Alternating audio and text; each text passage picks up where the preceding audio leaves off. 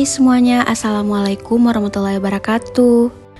Seperti yang ada di judul, di video kali ini aku mau update video budgetingku untuk bulan November 2023. Rasanya lumayan lama ya aku nge-upload video budgeting. Jujur, keadaan keuanganku beberapa bulan ini belum stabil karena aku sedang beradaptasi dengan perombakan pos alokasi keuangan rumah tanggaku. Karena kami baru aja mengambil keputusan yang lumayan besar untuk pengeluaran kami. Video ini juga sebenarnya udah lama di take di awal bulan ini, tapi aku sulit untuk voice over karena lingkungan aku itu kan lumayan rame dan aku cuman bisa VO-nya itu malam. Tapi kadang malam itu udah ketiduran karena kan aku masih ngurus baby dan juga toddler. Jadi kadang kalau udah malam itu kecapean. Makanya aku baru bisa upload videonya itu sekarang di tanggal belasan. Rasanya seneng deh aku dapat komentar yang nunggu update video budgetingku. Itu jadi mood booster aku untuk tetap upload video budgeting lagi. Untuk tema budgetingku bulan ini, aku mau gambar rumah mungil. Seperti yang aku bilang tadi, beberapa bulan terakhir ini kami berpikir dan akhirnya membuat keputusan untuk mengambil rumah KPR. Untuk beberapa teman di sini mungkin udah tahu kalau aku itu setelah menikah tinggal di rumah mertua atau orang tua suamiku karena suamiku itu anak bungsu. Tapi di sini aku belum bisa kasih tahu ke teman-teman apa alasan yang mendasariku untuk mengambil KPR secara detail. Tapi ini semua berkaitan dengan inner child, overthinking, dan baktiku kepada orang tua. Ini tidak ada kaitannya dengan situasi dan kondisi tinggal di rumah mertua. Alhamdulillah mertuaku itu baik dan aku nyaman tinggal di rumah mertua. Jadi nantinya aku akan hidup di 2 atap. Dan alhamdulillahnya itu lokasi rumah yang diambil ini juga nggak jauh dari rumah, kurang lebih 5 menit dari rumah. Tapi di sini kami nggak merasa jadi sandwich generation, walau tidak dipungkiri ini yang sedang kami alami. Ditambahkan masih ada cicilan yang kami harus bayarkan dari gaya hidup yang kurang tepat yang kami jalani dulu. Tapi insya Allah kami menganggap ini semua bakti kepada orang tua dan Masya Allah atas izin Allah ada rezeki yang tak disangka-sangka karena niat baik untuk orang tua. Suami aku mendapat kenaikan karir di kerjaannya, jadi ada tunjangan tambahan di gaji bulanannya yang alhamdulillah bisa digunakan untuk menambah cicilan rumah. Awalnya aku mikir takut riba karena aku akan mengambil rumah itu melalui program KPR. Tapi alhamdulillah ternyata ini adalah KPR syariah. Untuk teman-teman yang belum tahu apa itu KPR syariah, jadi KPR atau kepemilikan pembiayaan rumah yang dapat berupa pembiayaan jangka pendek, jangka menengah atau panjang guna membiayai pembelian rumah tinggal baik baru ataupun bekas. Dengan prinsip satu akad murabahah atau dengan akad lainnya. Jadi pertanyaannya, apakah KPR syariah ini riba? Berbeda dengan konvensional, KPR syariah ini tidak dikenakan biaya floating Bank Indonesia. Alasannya karena ia melakukan pembelian suatu barang. Maka dari itu, pembiayaan KPR syariah ini insya Allah bebas riba. Aku juga udah mendengar beberapa ceramah dari para ustadz tentang hal ini. Maka dari itu, kami berani untuk mengambil keputusan ini. Keuntungan KPR syariah ini, angsuran yang akan dibayarkan itu tetap atau flat selama tenor pinjaman. Jadi kita akan mendapatkan kepastian untuk jumlah cicilan yang akan dibayarkan setiap bulannya.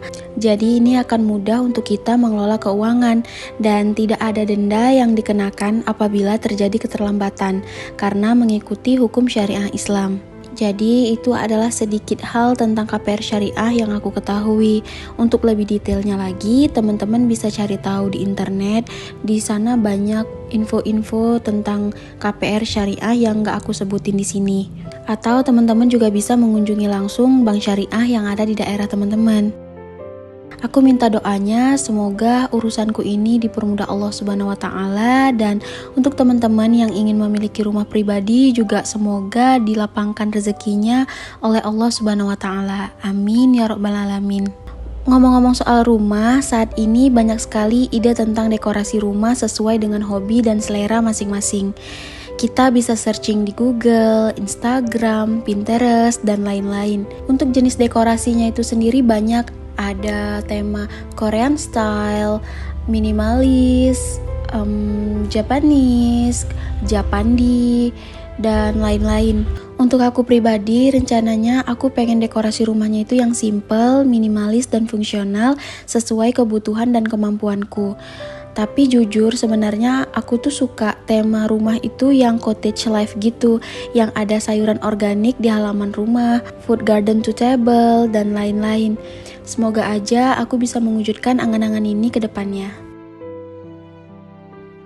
Balik lagi ke budgetingku untuk bulan November 2023 ini, seperti biasa, aku mau buat trackernya untuk melacak arah uang keluar.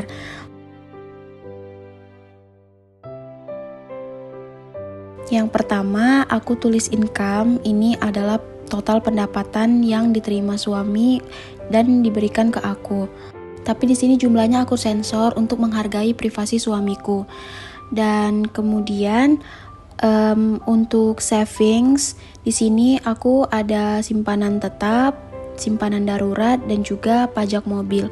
Untuk emas dan pendidikan aku skip dulu karena masih ada pos lainnya yang aku targetkan.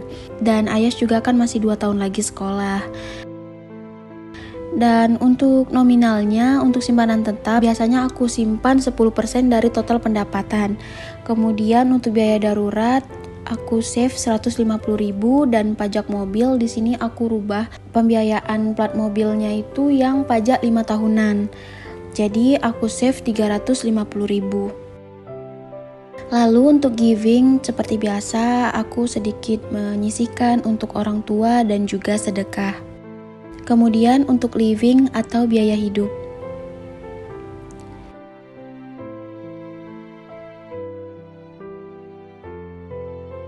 Yang pertama ada fixed cost, di sini biayanya itu udah tetap per bulannya.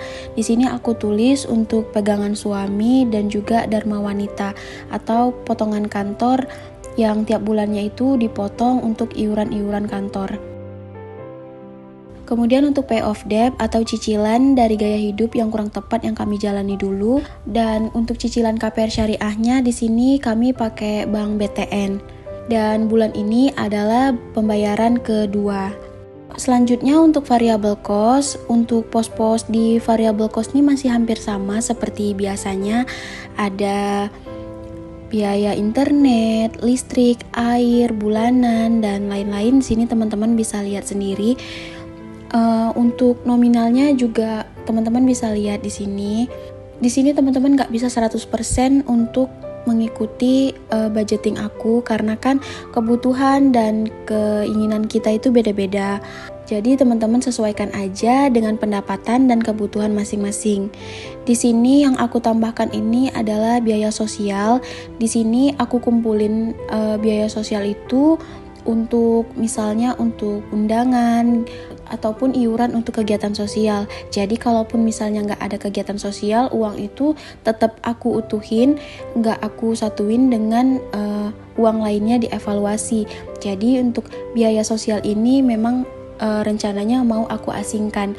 Jadi nggak mengganggu biaya tak terduga, karena kan biasanya untuk biaya sosial itu nggak terduga juga ya untuk nominalnya. Jadi aku persiapkan aja tanpa mengganggu anggaran yang lainnya. Dan alhamdulillah budgetingku untuk bulan November ini selesai. Nanti aku akan update lagi untuk video gajiannya. Semoga apa yang aku sampaikan ini bisa bermanfaat untuk teman-teman walau hanya sedikit. See you on my next video. Wassalamualaikum warahmatullahi wabarakatuh. Bye.